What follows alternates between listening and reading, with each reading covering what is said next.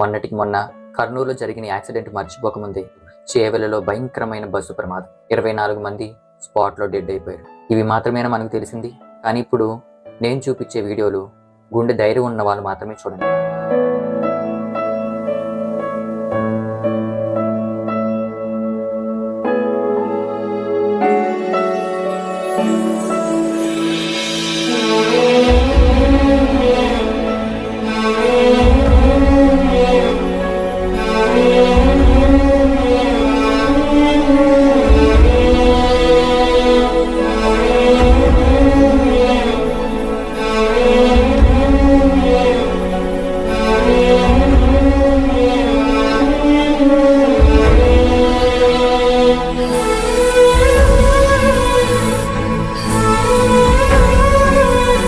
చనిపోతున్నారండి.